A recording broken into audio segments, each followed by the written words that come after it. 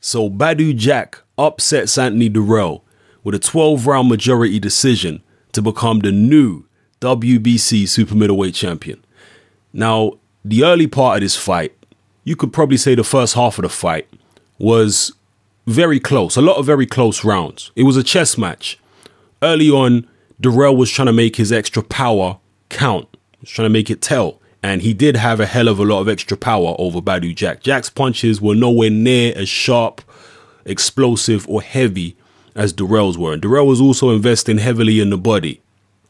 But Jack's defense seemed to be tighter, even from fairly early on. He seemed to have a tighter defense. And in terms of boxing skills, these guys were on a very, very similar level in terms of just pure skills. Jack might have even had a slight edge in terms of boxing skills, but it was close.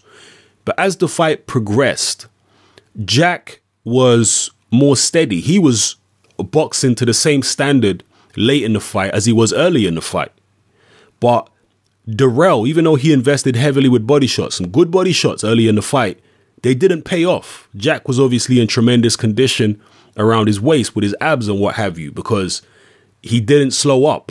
And in fact, ironically, it was actually Dirrell who slowed up, throwing all those heavy power punches early in the fight, maybe with the hope of knocking Jack out, because Jack was knocked out just a couple fights ago in the first round.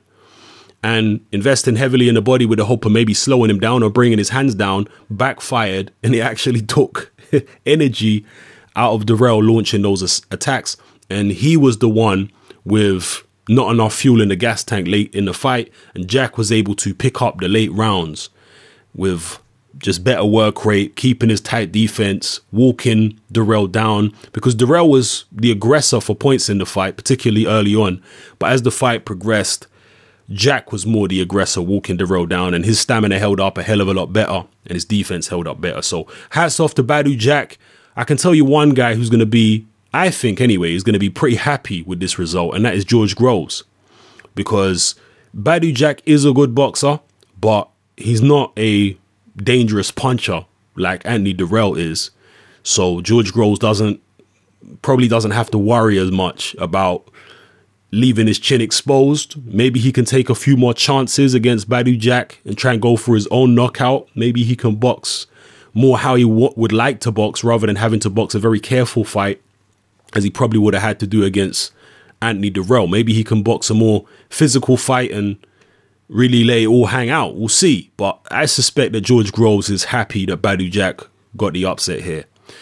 There was a lot of people thinking maybe Jack could get robbed on the cards. One of the judges did score the fight a draw.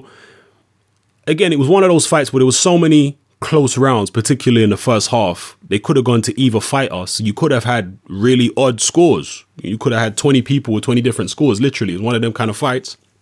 But my impression overall is that Jack was the boss for the majority of the rounds and did land the cleaner shots, and I think he had a better defense. So me personally, I feel that Jack did win the fight.